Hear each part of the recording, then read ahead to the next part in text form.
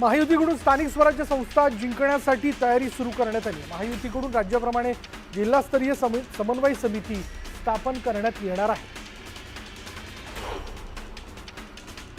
शरद पवारांच्या राष्ट्रवादीचे प्रदेशाध्यक्ष जयंत पाटलांनी प्रदेशाध्यक्षपदाचा राजीनामा दिला। शशिकांत शिंदेंकडे प्रदेशाध्यक्षपदाची जबाबदारी देण्यात आली आहे। पक्षात नाराज असलेल्या प्रकाश महाजनांनी मनसेच्या प्रवक्तेपदाचा राजीनामा दिला। देव बदलणार नाही आणि देवानं बोलवल्याशिवाय जाणार नाही, राजीनाम्यानंतर महाजनांनी हे वक्तव्य केलं।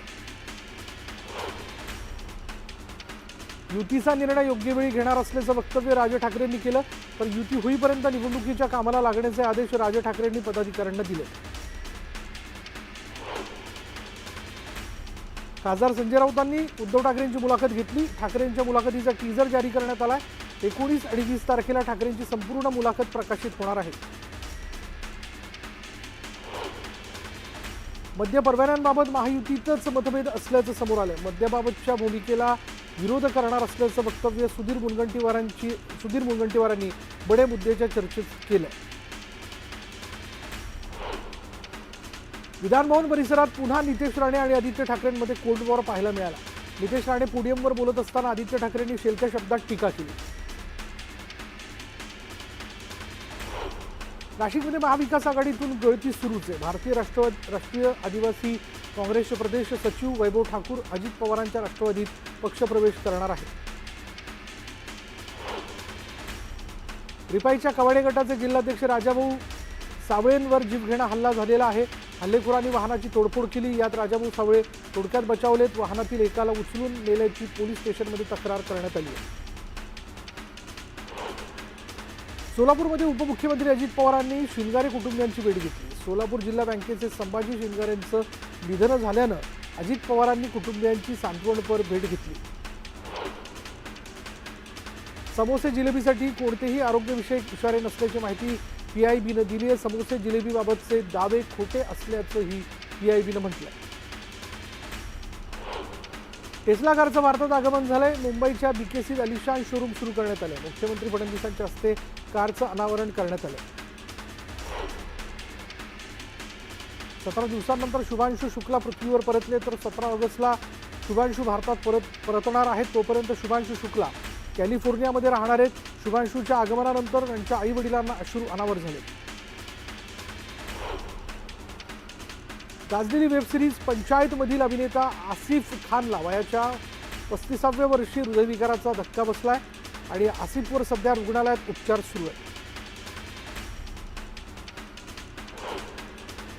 समाज ब्रिगेडचे प्रदेशाध्यक्ष प्रवीण गायकवाड उद्या पत्रकार परिषद घेणार आहे। शाईफेक प्रकरणी अनेक खुलासे करण्याची शक्यता आहे। तर 18 जुलैला मराठा समाजाकडून अक्कलकोट बंदची हाक देण्यात आली आहे।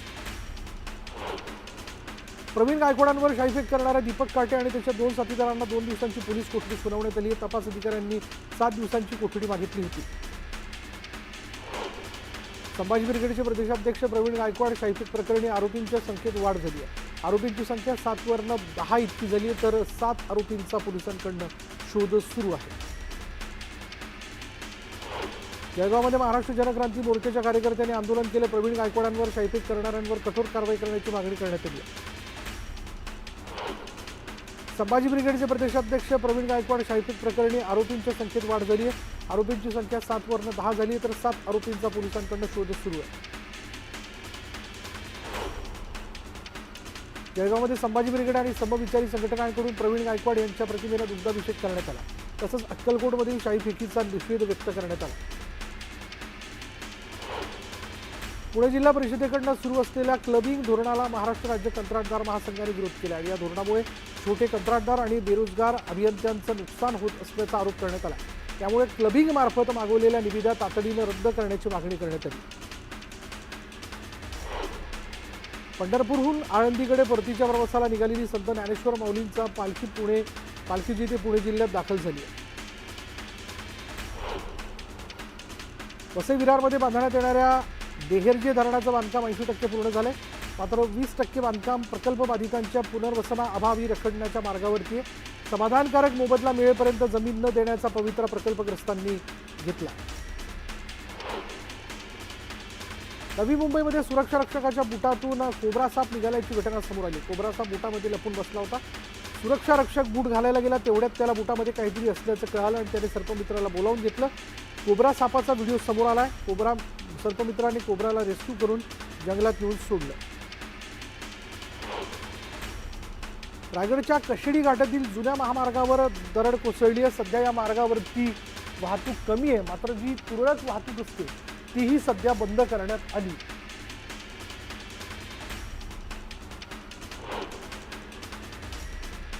यानंतर बघूयात राज्यात चर्चेत आलेल्या हनी ट्रॅपनं अनेकांची झोप उडवली. एका बड्या राजकीय नेत्याच्या बोलण्यामुळे चर्चेला तोंड फुटले. मात्र गेल्या महिन्याभरापासून दबक्या आवाजात चर्चा सुरू आहे. विशेष म्हणजे राज्यातील 2 पोलीस ठाण्यात तर गेल्या काही दिवसात झालेल्या गोपनीय हालचालींनी अनेकांचं धाबं दणाणलंय. पाहुयात न्यूज 18 लोकमतचा हा खास रिपोर्ट. हनी ट्रॅपमध्ये काही बडे नेते आणि उच्चपदस्थ अधिकारी अडकल्याची कुजबूज अनेक दिवसांपासून सुरू होती. मात्र एका नेत्याने ऑफ द रेकॉर्ड गौप्यस्फोट केल्यामुळे काही नावांवरती आता चर्चा सुरू झाली आहे. तर या सर्व घडामोडींमध्ये नाशिकचं नाव केंद्रस्थानी आलंय. या शहरात असलेल्या अधिकाऱ्यांसोबतच्या मैत्रीपूर्ण संबंधातून घडलेली घटना एक नसून अनेक घटनांची मालिका असल्याचं बोललं जात आहे. ठाण्यामध्ये फक्त एक अशी तक्रार दाखल होती, परंतु ती तक्रार देखील त्यांनी आता मागे घेतलेली आहे. दोघाही व्यक्तींनी एकत्र मिळून आमची जे काही विषय होता आमचा हा मिटलेला आहे. त्यामुळे समन्वयाने त्यांनी तक्रार जी होती ती मागे घेतली गेलेली आहे. त्या व्यतिरिक्त अजून कुठल्याही अशा प्रकारची तक्रार ही ठाणे या विभागाकडे आलेली नाही. हनी ट्रॅपवरती धक्कादायक माहिती समोर आली आहे. पोलिसात दाखल झालेलं प्रकरण मिटवण्यासाठी काही अधिकाऱ्यांनी चक्क जीवाचं रान केलंय. तरी सुद्धा अनेक पुरावे समोर येत आहेत. या प्रकरणातील मोडस ऑपरेंडी काय होती ते आता आपण बघूया. नाशकातील मध्यवर्ती जागी असलेलं पंचतारांकित हॉटेलचा या कृत्यात सहभाग आहे. अधिकाऱ्यांशी जवळीक असल्यामुळे व्यावसायिकाचाही यात सहभाग असल्याचं स्पष्ट झालंय. हनी ट्रॅपमधील महिलेचीही चांगलीच जवळीक होती. महिलेने तिचा वापर फसवून केला गेल्याची तक्रार केली आहे. खंडणीसाठी ब्लॅकमेल केलं जात असल्याचा आरोप अधिकाऱ्यांनी केलाय. याच प्रकरणात प्रतिष्ठित व्यावसायिक आणि एका बड्या राजकीय नेत्याचा निकटवर्ती असल्याचं बोललं जात आहे. तपासात अनेक पीडित अधिकाऱ्यांची नावं चर्चेत येत आहेत. तसेच अनेक धक्कादायक पुरावे सुद्धा समोर आलेले आहेत. हॉटेलच्या रूममधील हिडन कॅमेऱ्यामधून चित्रीकरण झाल्याचं बोललं जात आहे. या प्रकरणात अनेक IAS आणि IPS अधिकाऱ्यांची नावं असल्याची चर्चा आहे. इतकंच नव्हे तर ब्लॅकमेल करून अधिकाऱ्यांकडून चुकीची कामं करून घेतल्याचं सुद्धा समोर येत आहे. या प्रकरणामध्ये खरं तर उच्चपदस्थ अधिकारी पीडित आहेत का? महिलेने केलेल्या आरोपांमध्ये सत्यता आहे का? या सर्व प्रश्नांची उत्तर आता तपासातच उघड होतील. त्या प्रकरणामध्ये खंडणी मागण्याचाच प्रकार आणि षडयंत्र असल्याचा आरोप जे अधिकारी करतायत तोही खरा असेल तर अनेक प्रश्न आज अनुत्तरित जरी असले तरी राज्य सरकारनं या सगळ्याच विषयांची गंभीर दखल घेणं अत्यंत आवश्यक आहे.